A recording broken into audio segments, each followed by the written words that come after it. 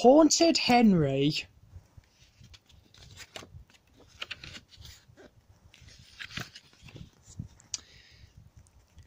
This is a story about Henry, who said he didn't believe in ghosts, but one misty autumn night, some spooky things began to happen that Henry couldn't explain.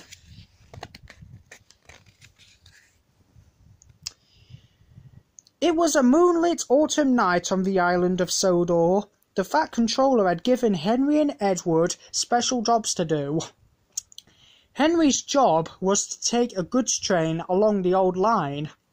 As they waited for their trains, the engines heard the hoot of an owl. There's a legend that when the old owl hoots, a mist rolls in, said Edward. They say it brings the ghost of a fogman who got lost in the mist long ago and was never found. I don't believe in ghosts, Henry snorted with a puff of steam, and neither should you. Don't you have enough to do without scaring yourself with silly stories? But as Henry steamed off with his goods train, he couldn't help thinking about Edward's story. Owls, mists, ghosts, he grumbled to himself. Edward's going soft in a boiler. There's no mist tonight.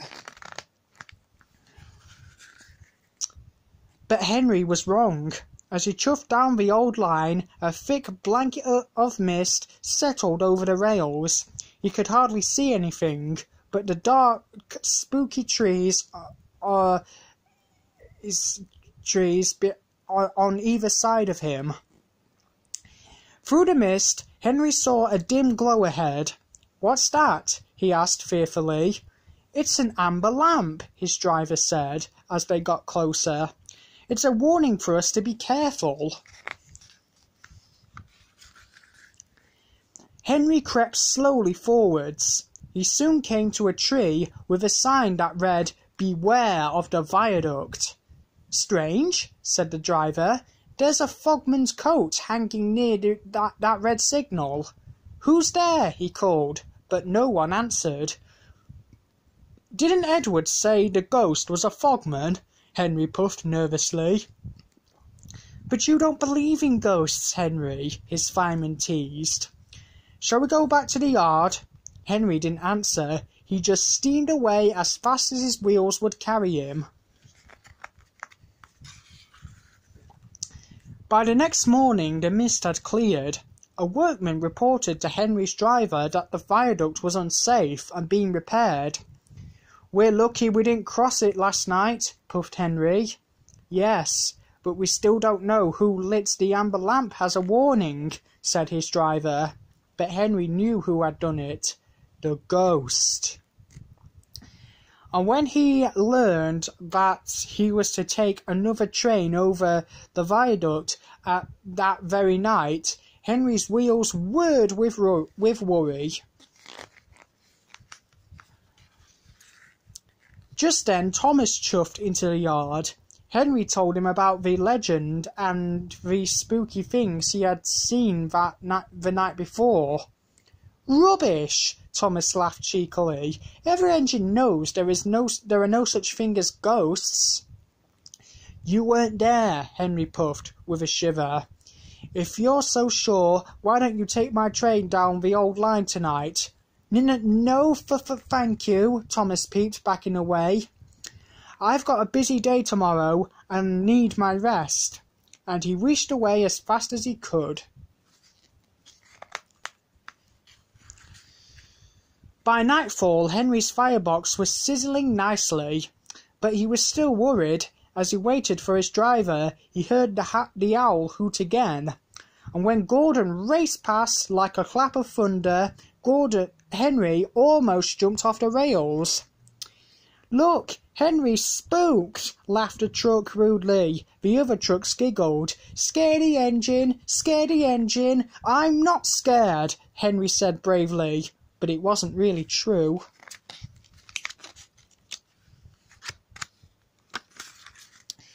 As Henry shunted his trucks down the old line, the mist returned, thicker than the night before.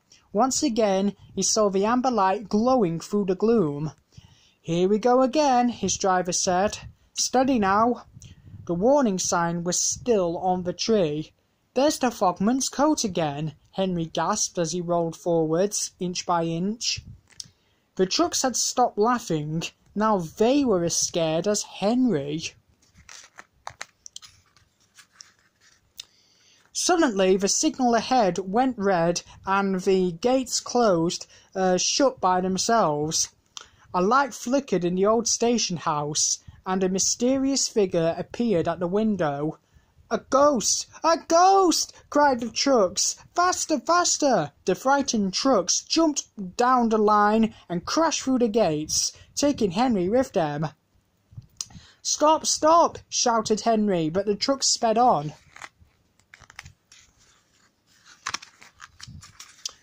Up ahead, Henry saw that a landslide of rocks had fallen on the rails. He had to stop. Henry's driver applied the brakes so hard that they screeched. Henry managed to stop the train just in time to avoid a crash. "Well done," said his driver. Just then, they heard a strange creaky sound. "There's your ghost, Henry," smiled the fireman. "I think he's chasing us." Henry's driver looked closer. "It's old Bailey, the fogman."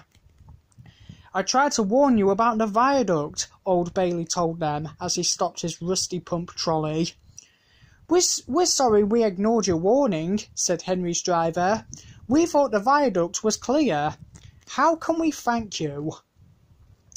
"I'd like to open this old station again," replied old Bailey. "And I promise I won't scare Henry anymore." Soon after, old Bailey's wish was granted. The station opened again with a grand celebration. Instead of a red fogman's coat, old Bailey wore a blue stationmaster's uniform and cap. You will be really useful by warning us of any danger," said the fat controller. "Let's hear a big thank you to the friendliest ghost on Sodor." Henry whistled happily. He always knew there was no such thing as ghosts.